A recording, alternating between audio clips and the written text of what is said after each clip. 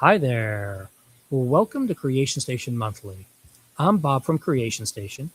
This is our monthly show where we talk to two, I managed to get three this time because they are so fun, people about something they're passionate about. And today we're talking about Indigenous artists, and we are going to have a really fun time with this. We have three artists from scattered around the continent, and not even in the United States. We're all over the place. And we're going to talk about what goes on and why and everything there is to know about it. Tara, could you kick us off and tell us who you are and tell us what Indigenous art is in the first place? Sure, for sure. Thanks so much for having me. My name is Tara Chadwick, or Bosch King Wabagwan, and I am actually coming to you live from the northwest section of Fort Lauderdale today. You're supposed to be up north. I am home today, and it's beautiful. It's beautiful Florida winter weather at the moment. But I am Maya, Ashika, English, and also African. And for me, Indigenous art is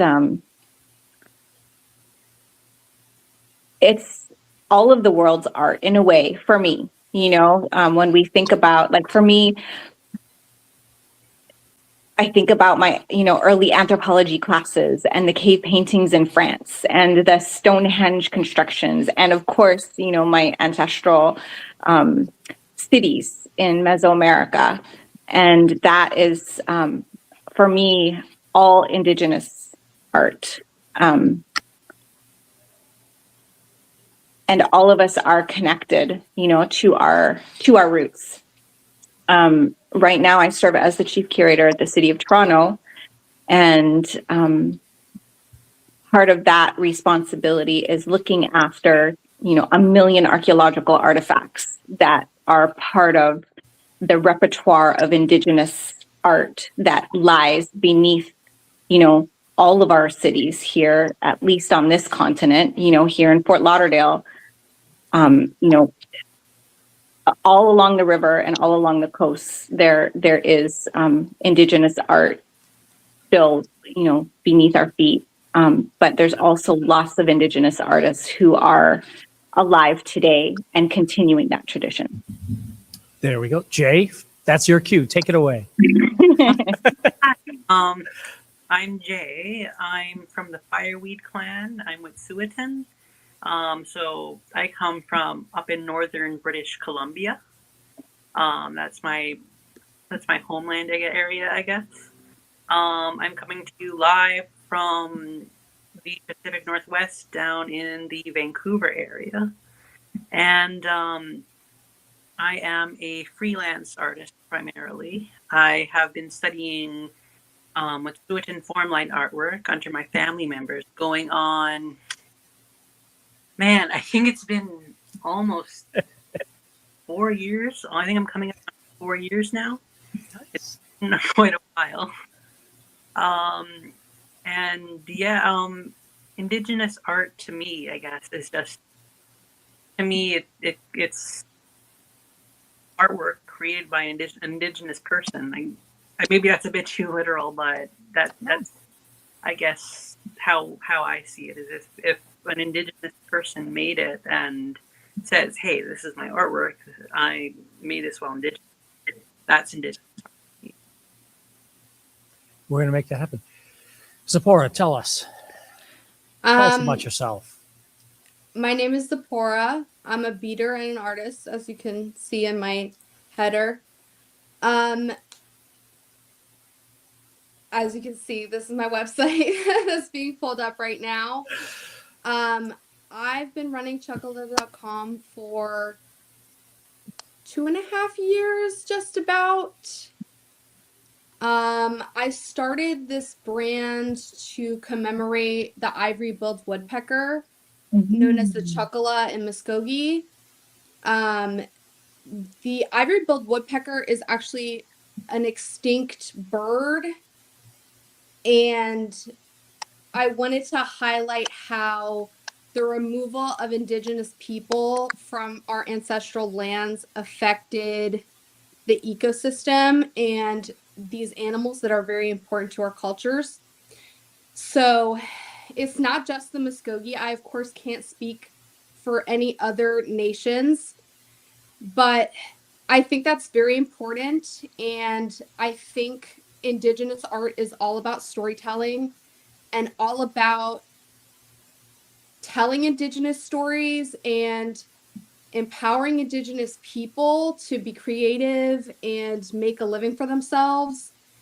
And yeah, I mean, I think everyone should be an artist, but I think it's especially important for Indigenous people to be artists and to tell our stories and express ourselves.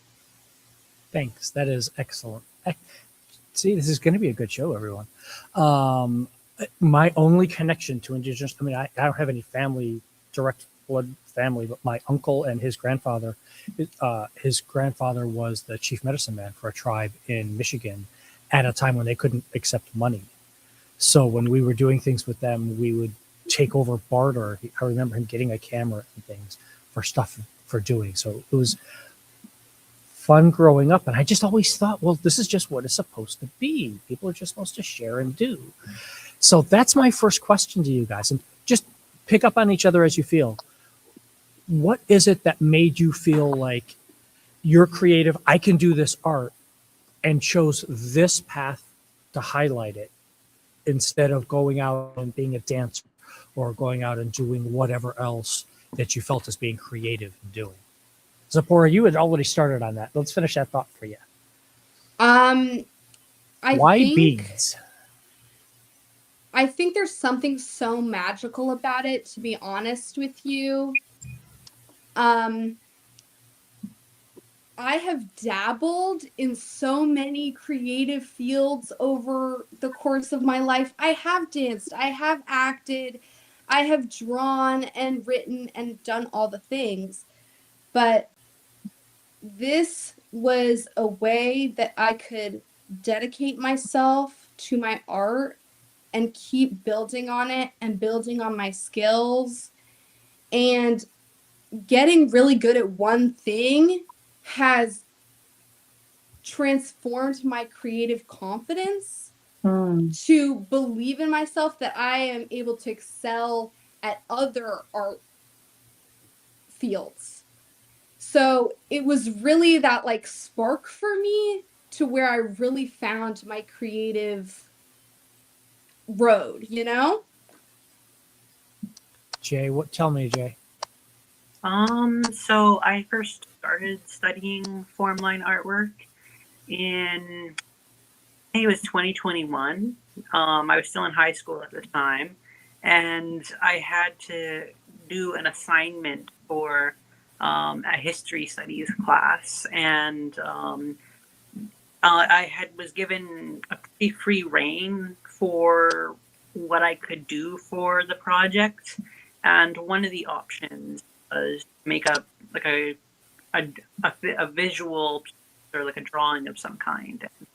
I've always been pretty creative. I've like as a young kid, I've like looked at a few different career paths, and I've looked at stuff like being a swimmer or being a veterinarian, that sort of thing. But one like hobby that always stuck with me as a young kid was just drawing. I really enjoyed drawing. One of the first few books I read was actually Calvin and Hobbes by Bill Watterson. My parents had a few different comics in our house, like Tintin and Calvin and Hobbes, and so I spent a lot of time reading those comics. That's cool. Trying to replicate the comic style. Huh? And so being just an artist and being creative has always stuck with me as a kid. And so I chose to do an art piece for this history project. And so I chose the subject of decolonization and the indigenous reclamation. Yeah. Am I wrong? And so I have several of my family members have studied form line artwork and practiced it. And so I was aware of the art style through them, but I'd never drawn it before myself. And so I made sort of an attempt at replicating it in the project. And my teacher was really impressed. She really liked the piece. And I showed it to my family, and they said, "Oh, well, you've got a couple of families who are really well versed in like drawing this and like the language of the art form. So why don't you ask one of them to like mentor you in the style?" And so I ended up getting in touch with my aunt, who she does not draw the style herself normally, but she and her husband ran an art gallery for a very, very long time, focused on supporting and portraying Indigenous artwork, specifically form line, Gaelic, Haida artwork, and so she was really knowledgeable about different the patterns and styles between nations, and so I started studying it under her guidance, and that's sort of how it basically evolved. My style has evolved. Is That's cool.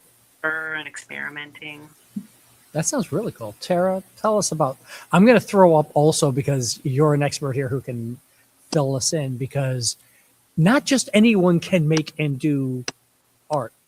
Tell us the difference in between appropriation and how you can honor your heritage like this without someone like me appropriating something wrong. Yeah, I mean, it's a great question, and it's so lovely to be in this conversation together with all of you and hearing. I love hearing your story, Jay, about how you've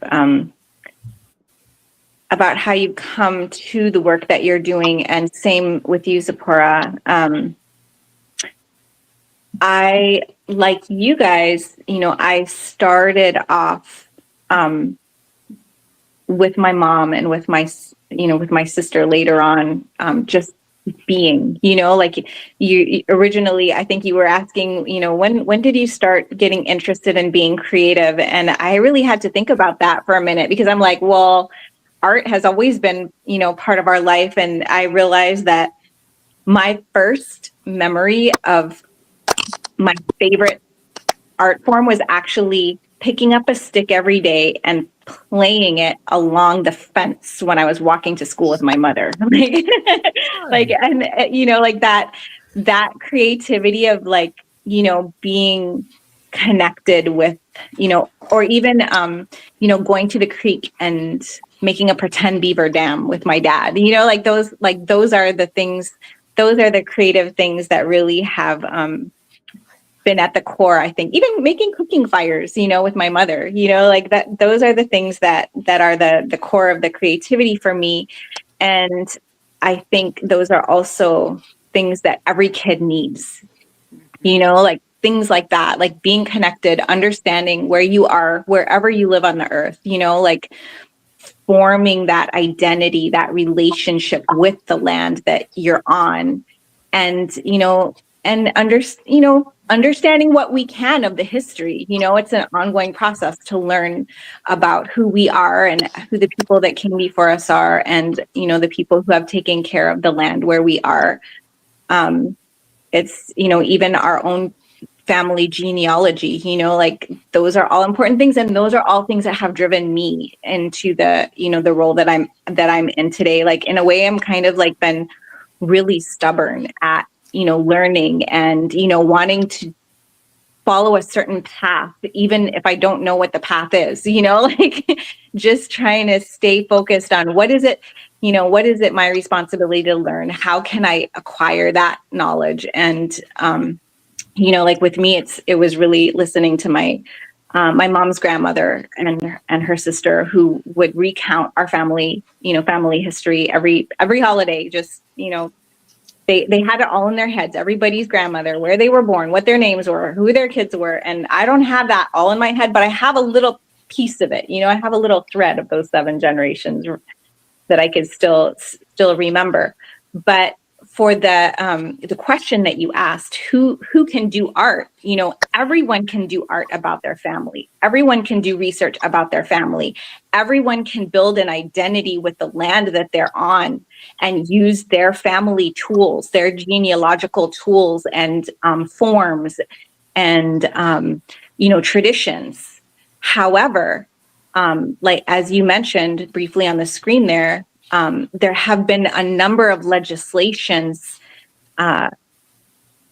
international as well as national, that have been put in place to protect our history, to protect our cultural property, to protect our cultural heritage. And that actually the first one that I can think of like that was actually the Hague Convention after World War II that prohibited buying and selling of looted or stolen artifacts, art and artifacts. That was 1959.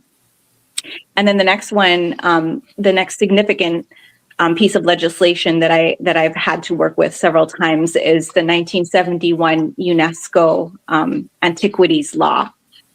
And, there's several in various countries that followed that, but that prevents this buying and selling of artifacts. And then again, another strengthening happened in 1994. There were 2 that year. There was this Indian Arts and Crafts Act that you mentioned, and there was also the Native American the NAGPRA Graves and Repatriation Act, which said that any items that have ties to specific federally recognized United States tribes that were in the possession of any cultural institutions needed to be identified and returned. And that process is still going on today. And the American Indian Arts and Crafts Act says that no one can create or sell Native American art within the United States unless they are a member of a federally recognized tribe. Okay, cool. And all of those legislations are efforts towards creating an environment in which our art, our culture, our cultural knowledge, our intellectual knowledge is respected. And none of them are perfect. Like there's definitely people who are members of unfederally recognized tribes or state recognized tribes, or people who are not tribal members at all, but are descendants of, of tribes that, are just as, that are indigenous, but they may not be federally recognized tribal members. And so, there's pluses and minuses, and it's all a work in progress. It's all part of an effort for us to also reclaim what is left of our knowledge and to make it, bright for the future, to renew it, to, look at things in new ways. So, there's not too many people that are still making shell and clay beads. There's a few, but there's a lot more people who are using, glass beads, for example. Tzipporah, what kind do you use? I always use glass beads. Glass beads are the standard in beadwork now. Yeah. The reality of the situation is, as much as colonization has harmed indigenous people, one of the good things that we got out of it was glass beads. Glass beads, generally from Japan, are considered the standard, and almost every single beadworker I know uses primarily glass beads. I think glass is such a beautiful material to work with. It has this like cool feel to it. It reflects light really beautifully, and you can make these really, really tiny beads, really intricate designs. And I do think it would be cool to like learn how to make clay beads or shell beads. That would be so much fun. But I will never stop using glass beads. Let me tell you that. And I want to like comment on what you said before about like everyone can do art, but Native Americans are the only ones who are allowed to sell Native American art. So Obviously, art fill in me in about that. general. Fill Yeah, me in on that, obviously, Zora, because art in general, and anybody even can make beadwork. it, but Anyone can bead, but right. not anyone can say I'm Native and this Okay. is my Native art. Okay. It's Now, not legal. how does it feel? Maybe it's not legal or is it? I'm debating whether this line is legal or ethical. If It's someone both. no, but I mean, Yeah. if someone were to go make a bookmark and using an indigenous design and not selling it and not claiming to be indigenous, but just using the designs to make their art and sell it. Where does that line go for you three? How does that fit in? I think the line is between inspiration and copying.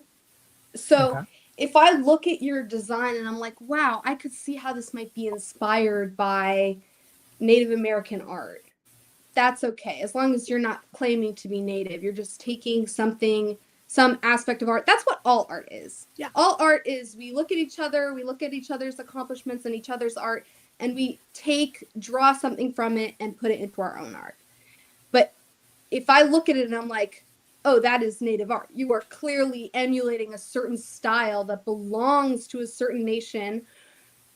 I can't even do that to other nations. And I'm Native, but I'm Okay. Muskogee. Okay. I can't go steal art styles from a Seminole some for other a South Florida, yeah.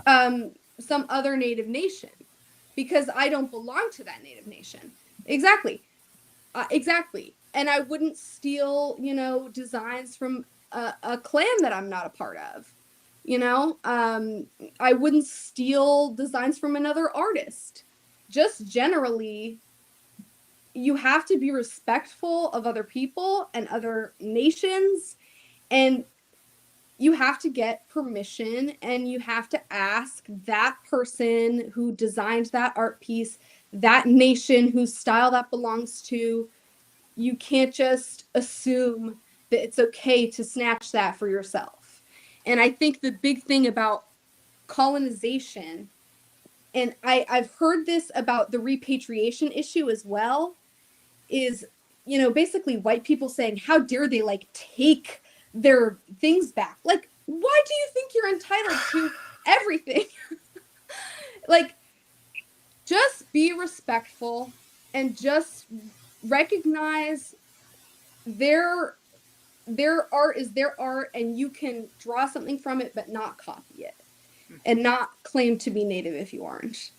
So sorry if that was a little bit rambling. No, that's good. I feel very strongly about. That's why we're doing this here today. By the way, one of the reasons we're doing this is we have a big Artlit festival coming up in early January. We're featuring Native art and Native crafts and things like that from local tribes. So it's part of all the cool stuff that we're doing. Jay, I want to ask you about this because you do all your stuff digital. And it's not like there's ever any problem with people stealing digital art or stuff and doing. And what the heck? How do you take care of that? So a lot of, in terms of like protecting my artwork, I am like, when it comes specifically to like generative AI, I'm aware like in this there's a lot more staff running around recently. Artwork, you see a lot of big companies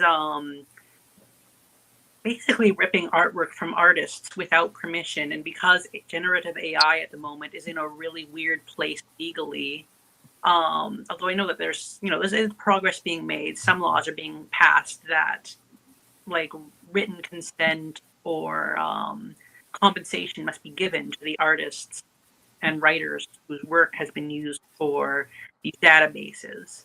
As an artist online, are people stealing artwork, whether for AI or just posting it without credit or using it, you know, on a shirt on like a place like Redbubble. That's always been a thing. Um, Thankfully, as far as I know, I haven't had to deal with it. Maybe just because my audience isn't big enough. Generally, you see that happen a lot with, you know, creatives who have amassed audiences in the hundreds of thousands. It's very easy for it to happen with them. But in terms of protection, I always add my like a watermark or a signature at the bottom or somewhere in my piece when I post it publicly. And I use a system called Nightshade specifically to the AI. That is supposed to basically make it a lot more difficult for a database that's scraping my artwork to take it. And so that's my main to protecting it. There's some other ones too, like posting lower resolution images. It makes it a bit harder for, you know, scrapers who are trying to sell T-shirts or stickers en masse to use low resolution, because then it makes it a lot more obvious that it's a fake or a copy. But yeah, yeah. Going back to the last two talks. Yeah, tell us. Conversations. I believe when you were talking about like the history and repatriation, I think you were talking mostly about like history revolving around the United States. I just wanted to bring up a little bit revolving around the history of Canada. So Canada had Indian Act in place for a very long time until the 1950s. And one of the aspects of the Indian Act that got adjusted and amended many times throughout its history was a law that banned potlatch. And so potlatch in this definition wasn't a universal word within the indigenous nation. Unfortunately, I'm blanking on where the word originates off the top of my head, but essentially it was from one specific nation, and it was used, to describe feasts. And potluck is different than potlatch, actually. And but the government at the time used potlatch as like a catch-all term for essentially in any sort of indigenous celebration or dance. Dance specifically was brought up a lot. So like feasts and gatherings that that revolved around indigenous culture, they were participating in one was an arrestable offense in Canada for a very long time. And the main motivator, of course, behind this sort of law was that it would be easier for the government to assimilate indigenous people into proper society if they were more disconnected from their culture. And so you had a lot of indigenous events and festivals basically going underground. So the event disguised during other holidays like Thanksgiving or Christmas. And in terms of artifacts specifically, because gatherings and dances typically were banned, one of the things the government would oftentimes do would be confiscate all of the regalia and drums and clothing involved within the celebration to make it harder for the indigenous people to practice it. One man, Father Maurice, he was the priest of Whitstach, which used to be named Morristown after him. He recalls at one point in his journal that in order to try and make some of the indigenous people within his community assimilate, he made them gather all of their drums and burn them in a huge bonfire. So in terms of reclamation especially, part of the reason why the preservation of indigenous culture and specifically around like laws preventing people from selling artifacts or from claiming Indigenous art not made by an Indigenous person as like Indigenous is. It comes from both a legal and also a cultural standpoint. So you have when you have this history of Indigenous people being actively punished for practicing their culture, while the colonizers and settlers were allowed to, you know, collect it and put it up on display. And actually, one I think it was in Thunder Bay, one large that got broken. The local priest took took a bunch of the regalia that was confiscated from the event and put it up for display in the local church and charged people to come and see it like it was an exhibit. And so I think that sort of demonstrates why those sort of laws have been introduced, because the history of North America and of other continents shows. Miss Tara, I think the kids know what they're doing, huh? Shows that oftentimes the Indigenous population, they're like banned and punished for exploring and demonstrating their culture, while the colonizing entity on the continent gets to benefit from it. And so in terms of cultural appropriation versus appreciation specifically, it's something that it's hard to really, I guess, tell what someone who is committing appropriation is really thinking, because oftentimes you will hear you know, a non-native person wearing, you know, a fake chieftain's headdress going, oh, but I'm honoring you guys. Or you'll see someone trying to sell beadwork that they claim is Indigenous. Or, you know, I've seen AI generated formline artwork online before. And a lot of it is a lot of the excuse that I hear is, well, I'm trying to show appreciation for, you know, this nation or Indigenous people in general. And it's I guess it's more of like an ethical concern of, I don't think you really understand what appreciation is in this context. Like, you're profiting from claiming or copying an Indigenous culture, which already has a history of being exploited by the colonizing entity. And I think the main line that I draw is, if you're profiting from it in some way, like if you're using it as a logo, if you're not Indigenous and you like steal a piece of a design, or you make a really close to form line design and you claim like, oh, or you use like, you know, Indigenous terminology or whatnot for part of your brand identity, or, you know, your social media identity, that I think, I don't think that falls into appreciation anymore. You're trying to make it a part of your corporate or commercial identity, and that falls under appropriation. That was a little. That's, you guys are doing seriously.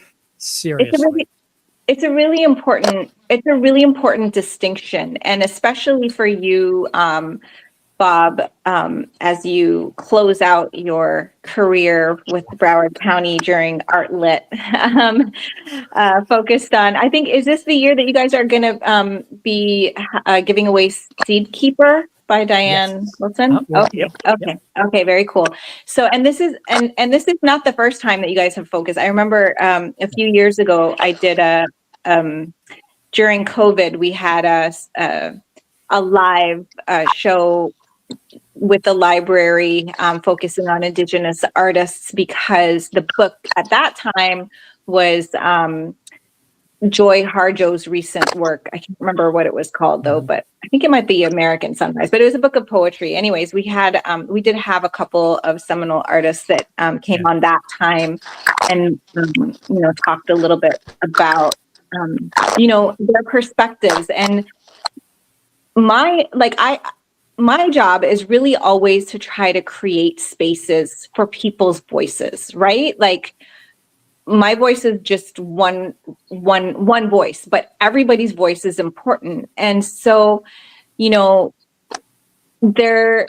are so many Native artists, Indigenous artists, and each one of us, no matter which continent we're from, we are all connected to such a rich and beautiful history, visually, musically, spiritually. And so, my advice to you is don't make the bookmark. However, do employ or contract with Native artists and, let them share whatever they're willing to, like, for example, the last time I was on that blog or webinar or live stream with Dante Blaze Billy and I think it was Iretta Tiger who were on with us.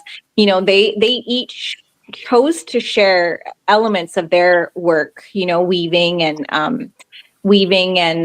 forms, like it was Iretta was doing a paper folding form that was related to the things that you would see in patchwork. And so, Dante did also last summer, maybe the summer before, actually her sister Tia Blaze Billy did it with her at the Apple store. They did a workshop about seminal patchwork. And so, there's some things that they chose to share, and that's up to them, whatever they want to share. And allow people to share. But me, like, I would never share any Seminole patchwork. I wouldn't even share any Maya designs apart from what I might choose to wear one day.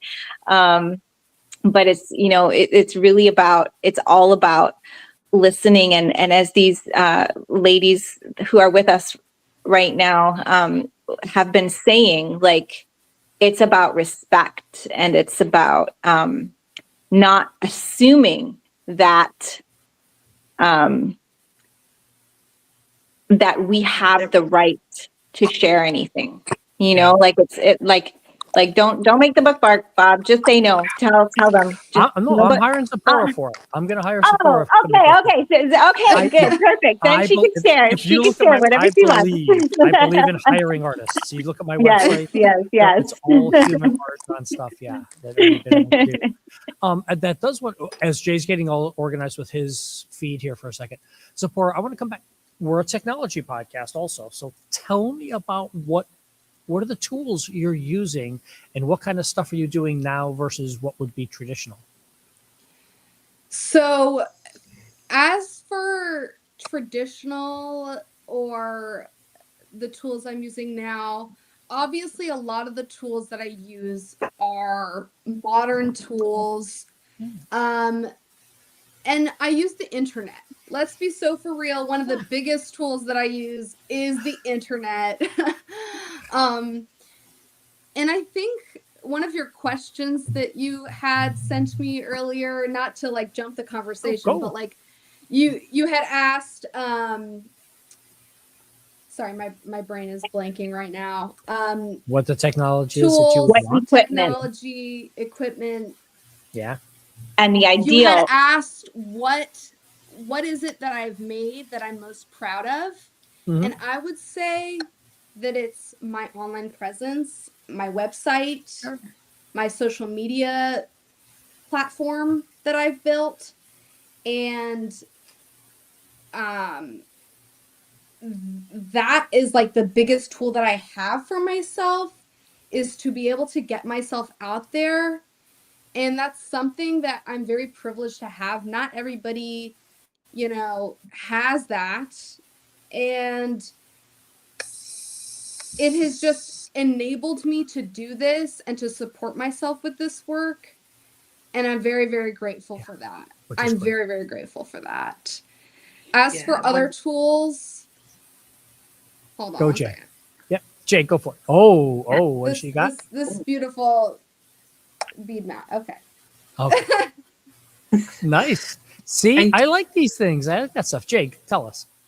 I definitely agree with Tzipporah.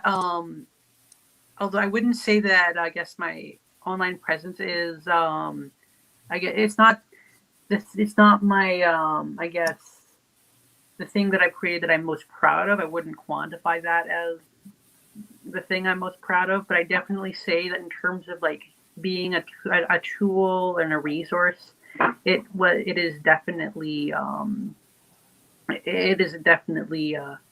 one of the most important. And I've definitely, because I've been on the internet for a long time, long enough to like see the way that the online I don't know what to call it, the online, I guess, just world has evolved and changed over the course of, I don't know, 10 years or so. And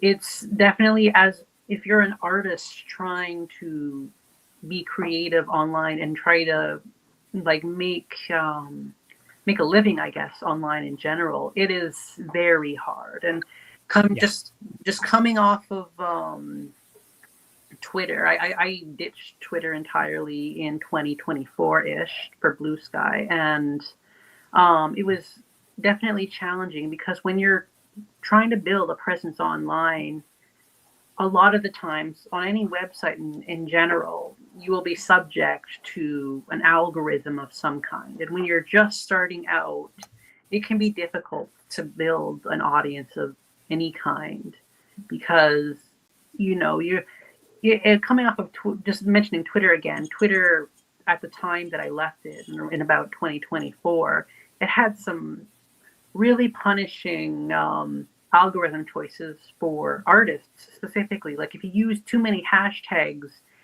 the I guess the auto moderation of the website might think that your account is a bot of some kind. Or if you use too many images, then you might get suspected of being a bot. And those are those two things are really essential for artists. And I have I haven't been on too many other platforms. I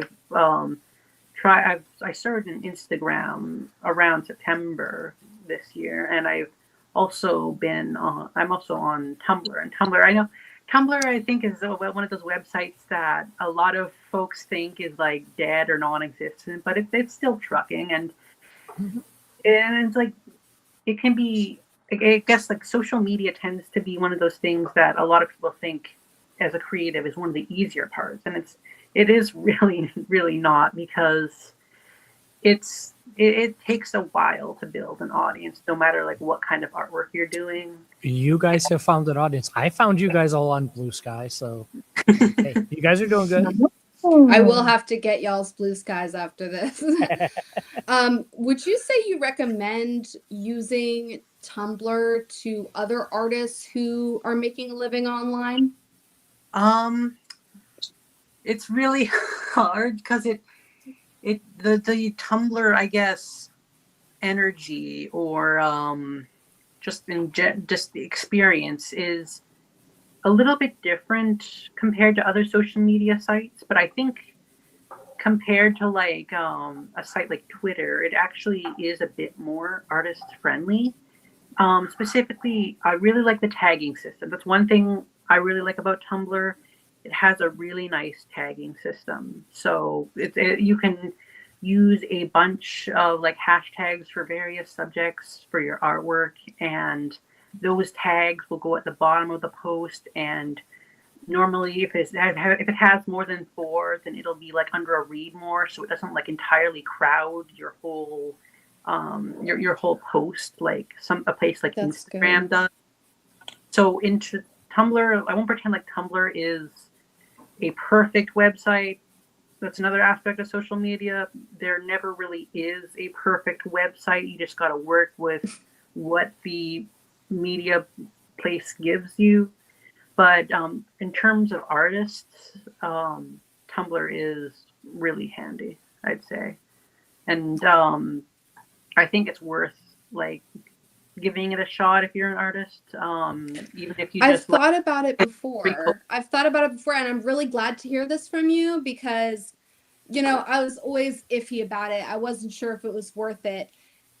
You know, I was never big on Twitter, but back when I was on Twitter, before I also ditched it, I got barely any interaction on there. You are so right that Twitter just pushes artists down by so many ways that they do this.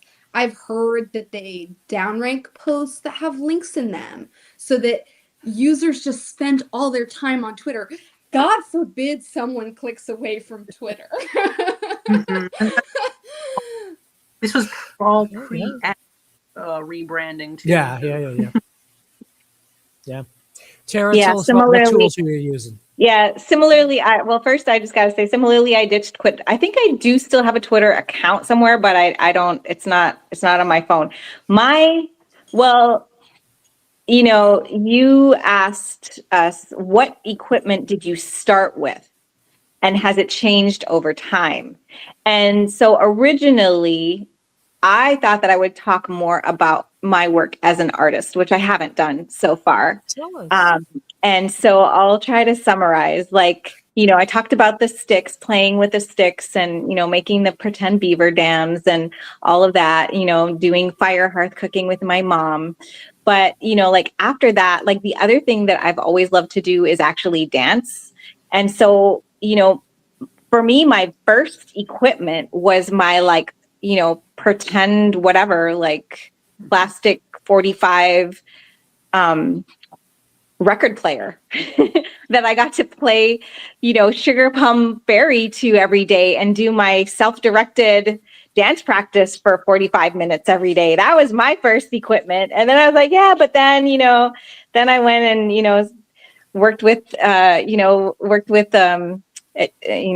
and Benassi for 2 years. And our main equipment was the fax machine because we had to send out flyers about ceremonies and gatherings to all of the communities, and each community had a designated fax receiver. So that was the second equipment. But now, you know, like now and always, I think I just use what's available, whatever's available. And right now, I almost do everything on my cell phone, you know, like from pictures to videos to research to, you know, everything is on my cell phone pretty much, you know, like, you know, it's a little crazy, but it's also very convenient.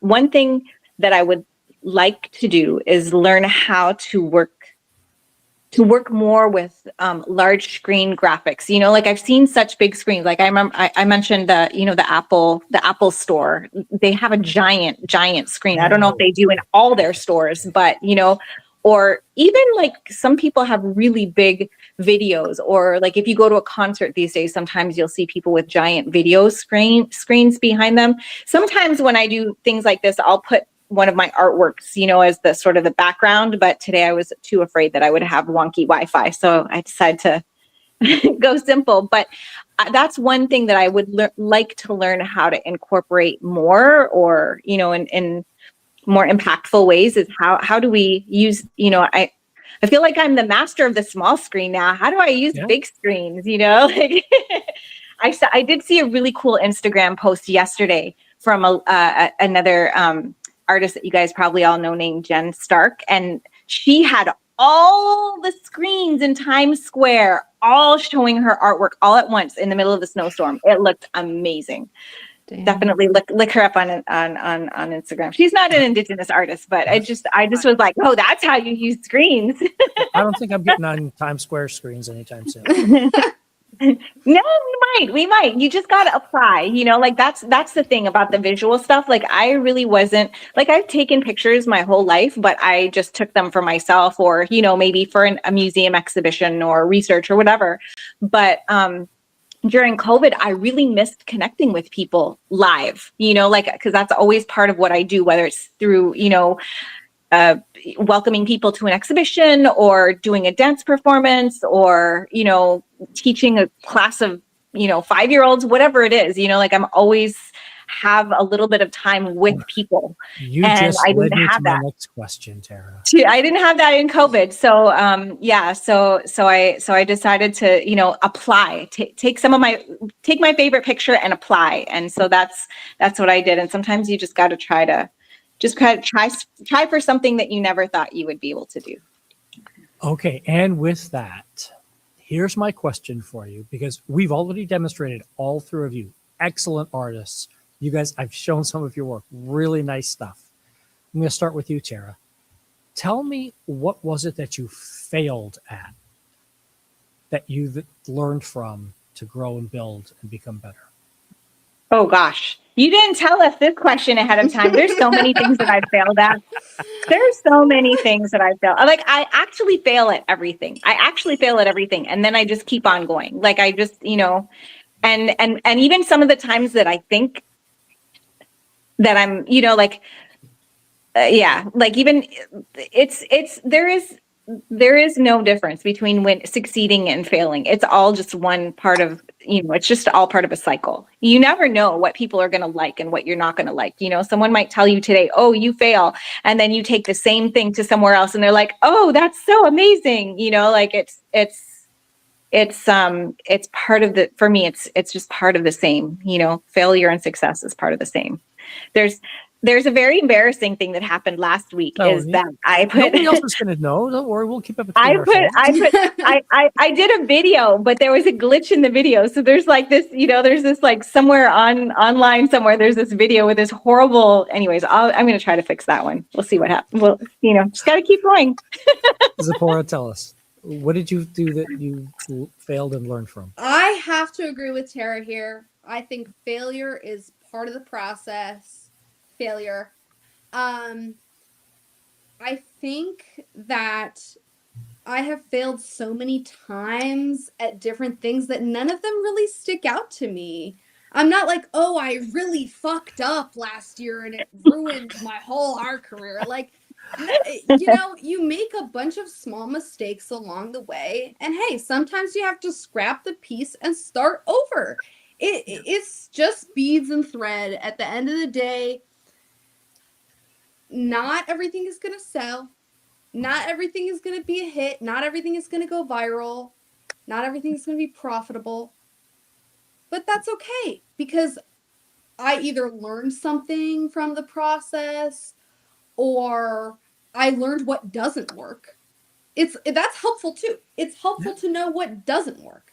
Right. And after a while, you learn to cope with failure and you learn to not let it stop you from continuing and from trying again and from succeeding later. It's genuinely part of the process. If you're scared of failing, just give up now. Like, you are going to make mistakes. Keep going. Push over the mistakes. It's part of it. Yeah.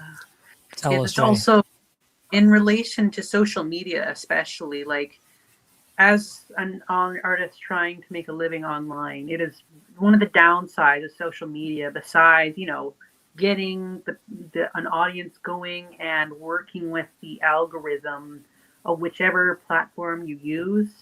One aspect that I definitely see a lot of young artists, and the artists of any skill level, any age range, any medium, is that they base the quality or value of their artwork based on how well it does online. And when that's understandable, because when you're trying to make a living of some kind off of the internet, off of people seeing your artwork, or people seeing your artwork and then going to your shop and making a purchase from your shop, it's very, very easy to base base the quality of your artwork, or how good of an artist you are, based off of how many likes it gets, or how many views it gets, or how much money you make from your shop. And it's an easy, like, mindset to fall into, and it's also a really unhealthy one, because a lot of artists, one of the reasons why we create art is because it's part of our creativity, part of what we want to do. And so it feels like when we're making art, we're like putting just a little bit of ourself out into the world. And so when we maybe see that part of ourself seemingly get rejected by not going viral online or not selling online, then it's really easy to just feel discouraged or feel like, oh, I've like failed as an artist. And I think especially nowadays, a lot of artists online are beginning to like try and disconnect a little bit, not entirely remove their presence, but like try and disconnect their, I guess, self-worth and value from how well their artwork does online. And it's difficult because if you're trying to make a living off of it, it's easier said than done. But it is like it is about finding a balance, I guess. That's a very common thing throughout all of life, finding like a balance between having a good audience in social media and being able to pay for your rent and whatnot with what you do online, while also not letting, perceived flops that you post to the internet, like destroy your creativity or your drive to make art. So social media is always a double-edged sword, and it's about learning to handle it. Tara, I'll give you the last word on that. In terms of career building, I think I agree with both Jay and Tzipporah. Just keep doing it. Like I just encourage all artists, native artists, but all artists, or people who don't even consider themselves artists yet, but the things that they do are creative. Like we really, in this day and age and time, our ability to think creatively is probably just as an important skill as learning how to feed ourselves from the earth. And so these basic skills, I think, and the creativity that comes through practicing any form of art, and the discipline to keep trying even through all those failures that are part of the process, are really, really important. And they're going to become even more important in this age where our brains are filled with AI and GPSs and, algorithms and all of those things. And so congratulations to both of you guys. It has really honestly been a pleasure getting to know you this hour.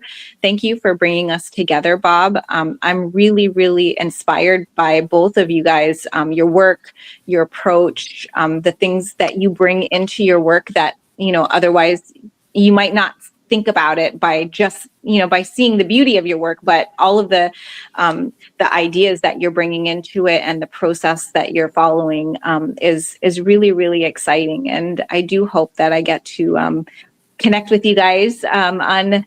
I like Instagram. I don't really like social media that much, but I have become a little bit of a social media monster. I blame it on my younger sisters because they just wanted to see pictures of their nephews when they were little. So I had to learn it. But and in the chat, there are links to all three of your sites and all of the easily accessible things for you. Again, thank you all. So we went through an hour so fast. We did. That was amazing. Let me add this in really quick here. Thank you everyone for doing this. This is the conclusion of season 5 for Creation Station Monthly. We have done 62 shows, including our bonus episodes. I dropped links to previous episodes as they were talking about dance and AI and everything. Go check them out. If there is anything you would like to pass on to the artists, creationstation@broward.org comes right to me. And we'll see you all around the internet. Have a great time, everybody.